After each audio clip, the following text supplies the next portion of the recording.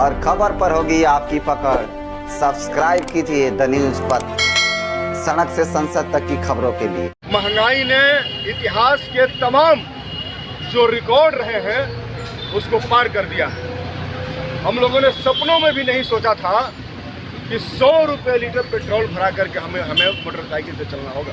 सरकार जो है देश के तमाम संसाधनों को पूंजीपतियों के हवाले कर रही है। पेट्रोल को पेट्रोल कंपनियों पर छोड़ दिया, डीजल को पेट्रोल कंपनियों पर छोड़ दिया, पेट्रोलिंग कंपनियों को स्वतंत्र कर दिया, उसे कमीशन खा रहे हैं और उसको देश की जनता को लूटने के लिए आज़ाद कर दिया। तो निश्चित तौर पे अगर आप पूंजीपतियों से कमीशन लेंगे, चंदा लेंगे और देश के संसाधनों को लूटने का उन्हीं को पूरा अधिकार दे देंगे तो देश की जनता लूटी जाएगी। और सरकार बैठ करके तमाशे देख रही है, उसको तो पता है तो आएंगे हिंदू मुसलमान करेंगे।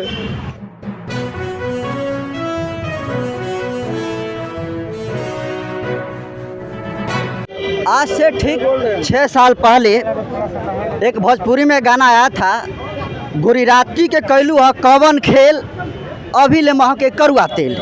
इस गाना में बिल्कुल अश्लील है ये गाना, लेकिन उतना भी अश्लील नहीं है कि जितनी अश्लीलता से इस करुआ तेल की या डीजल पेट्रोल का दाम बढ़ रहा है। फिलहाल अभी हम मौजूद हैं बक्सर ज़िले के ज्योति चौक पर, जहां पर माले के विधायक अजीत कुमार कुशवाहा जी और वाम दलों के जो समर्थक हैं यहाँ पर आए हुए हैं और बढ़ती हुई डीजल और पेट्रोलों के दाम को लेकर प्रदर्शन कर रहे हैं। क्या उद्देश्य है और ये इनसे जानने की कोशिश करते हैं।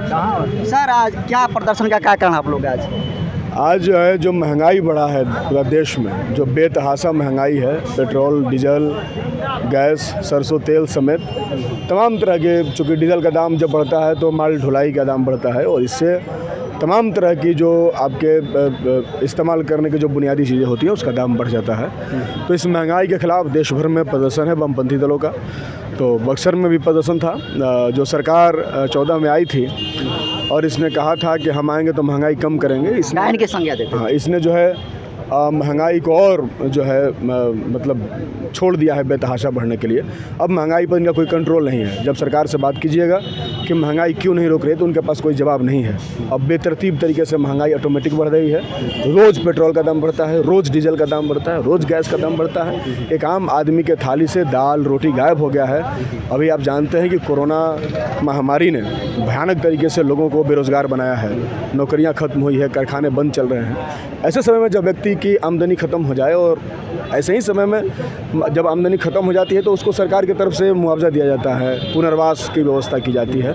लेकिन सरकार की तरफ से ये व्यवस्था नहीं हो करके सीधे जो है उसके विपरीत और महंगाई बढ़ा दी गई है। तो आदमी की आमदनी ख़त्म हो गई और ख़र्चा जो है बढ़ गया। आमदनी अट्ठनी और खर्चा रुपया का बात आपने सुना होगा। तो ये हो गया है। तो इससे आदमी का जीवन बहुत दुर्लभ हो गया है। तो इस व्यक्ति के जीवन को दुर्लभ बनाने के खिलाफ हम लोग आज सड़क पर उतरे हुए। तो महंगाई का आपके हिसाब से मेन वजह क्या हो सकता है? महंगाई का मेन वजह यह है कि सरकार जो है देश के तमाम संसाधनों को पूंजीपतियों के हवाले कर रही है। पेट्रोल को पेट्रोल कंपनियों पर छोड़ दिया, डीजल को पेट्रोल कंपनियों पर छोड़ दिया, पेट्रोलिंग कंपनियों को स्वतंत्र कर दिया, उसे कमीशन खा रहे हैं और उसको देश की जनता को लूटने के लिए आज़ाद कर दिया। तो निश्चित तौर पर अगर आप पूंजीपतियों से कमीशन लेंगे, चंदा लेंगे और देश के संसाधनों को लूटने का उन्हीं को पूरा अधिकार दे देंगे तो देश की जनता लूटी जाएगी। और सरकार बैठ करके तमाशे देख रही है, उसको तो पता है तो आएंगे हिंदू मुसलमान करेंगे, बेवकूफ़ बनाएंगे जनता को, वोट लेके चले जाएंगे। लेकिन ऐसा हम लोग होने नहीं देंगे। इसलिए ये आंदोलन चल रहा है। जनता को हम लोग जागरूक कर रहे हैं कि सवाल जो मूल है वो महंगाई है, बेरोजगारी है, बेकारी है और इसके खिलाफ लड़ना होगा। तो बढ़ती महंगाई के जिम्मेदार आप सरकार को ठहरा रहे हैं? अरे सरकार ही ना है जी।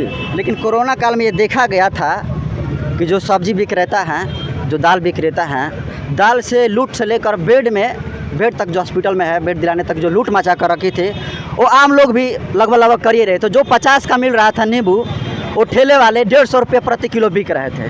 तो क्या इसमें आम जनता नहीं बढ़ाने में मदद कर रही? नहीं, महंगाई ऐसे नहीं बढ़ता। महंगाई का रिसोर्स होता है ना। दाम सरसों का तेल बक्सर में सिर्फ नहीं बढ़ सकता है, या पेट्रोल का दाम सिर्फ बक्सर में नहीं बढ़ेगा, वो बढ़ेगा तो ऑल इंडिया बढ़ेगा। महंगाई यहाँ से नहीं होता। अब कोई कालाबाजारी कर रहा है वो गलत है, वो कालाबाजारी है, वो महंगाई नहीं है। महंगाई का मतलब है सेंट्रलाइज तरीके से बढ़ता है। जो कालाबाजारी करते हैं उस पर सरकार को कार्रवाई करना चाहिए, लेकिन वो उनसे भी पैसा लेकर घर बैठ जाते हैं। तो कालाबाजारी और महंगाई में अंतर होता है। कालाबाजारी खत्म हो सकती है, महंगाई खत्म नहीं होती है। उसका सोर्स होता है जहाँ से वो क्रिएट होकर के बाहर निकलता है। तो इसलिए महंगाई बहुत भयानक है और इस महंगाई को रोकने में सरकार विफल है।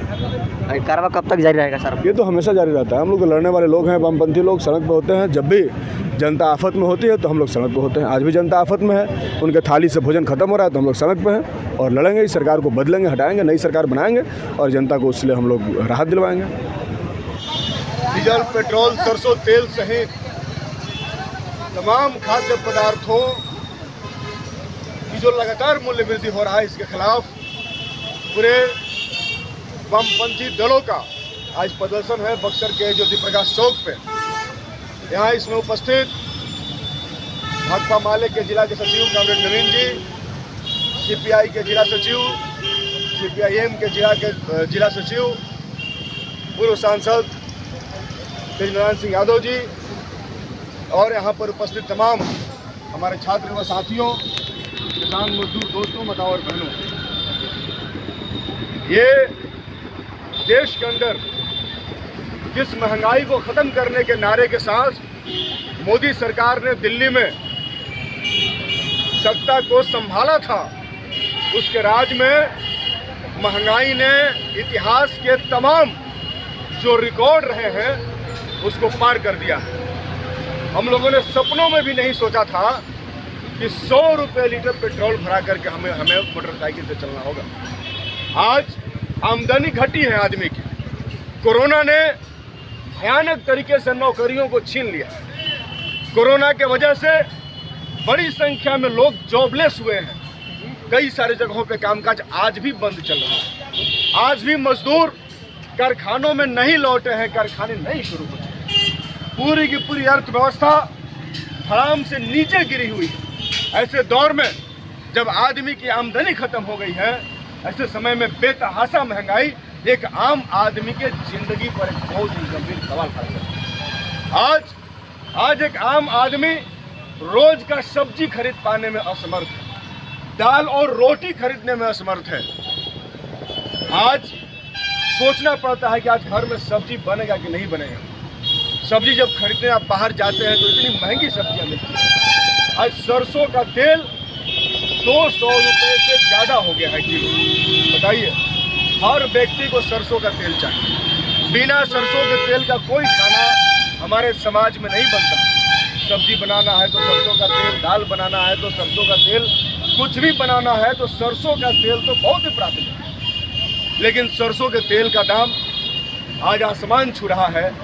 आज आम आदमी सरसों का तेल खत्म हो। सिर्फ खाने से सब्जियां, दाल या तेल नहीं खत्म हो रहे हैं, बल्कि उससे प्रोटीन भी खत्म हो रहा है। आज इम्यूनिटी बढ़ाने की बातें हो रही हैं। सब लोग कह रहे हैं कि आपका इम्यूनिटी बढ़ेगा तो आप महामारी से बचेंगे। इम्यूनिटी बूस्टर दवाई बेची जा रही है। कोरोना का टीका दिया जा रहा है और कहा जा रहा है कि टीका लीजिएगा तो रोग प्रतिरोधक क्षमता बढ़ेगी। लेकिन साहब, बिना तेल का, बिना हल्दी का खाना खाने वाला आदमी का इम्यूनिटी कितना बढ़ेगा? चोखा भात खाने वाला आदमी को कितना भी बड़ा वैक्सीन आप भोंक दीजिए, उससे वो कितना ज़्यादा इम्यूनिटी बूस्टर अपने अंदर बना पाएगा। आप सोचिए, आप किसी भी नागरिक को जो मानक है कि 2100 कैलोरी अगर एक व्यक्ति शहर में रहता है और प्राप्त करता है और देहात में रहता है तो 1800 कैलोरी अगर प्राप्त करता है तो उसके लिए एक बेहतर ज़िंदगी मानी जाती है। लेकिन 1800 2100 तो छोड़ दीजिए, इस देश की 90% आबादी मुझे लगता है कि 700-800 कैलोरी पर जिंदा है। ऐसे में हम कोरोना जैसी भयानक महामारी का सामना सिर्फ वैक्सीन से कैसे लड़ सकते हैं? निश्चित तौर पर वैक्सीन लेना जरूरी है, लेकिन वैक्सीन लेने के लिए शरीर के अंदर ताकत भी होना चाहिए ताकि आप वैक्सीन आपके अंदर आए और आपका रोग प्रतिरोधक क्षमता बढ़ सके। लेकिन अगर महंगाई इस कदर हावी रहेगी, खाद्य पदार्थों के दाम इतने ज़्यादा बढ़ते रहेंगे तो एक आदमी कैसे कोरोना जैसे महामारी से रह सकता है? दूसरी बात, डीजल में दाम बढ़ा। डीजल जो है एक आम आदमी की ज़रूरत है।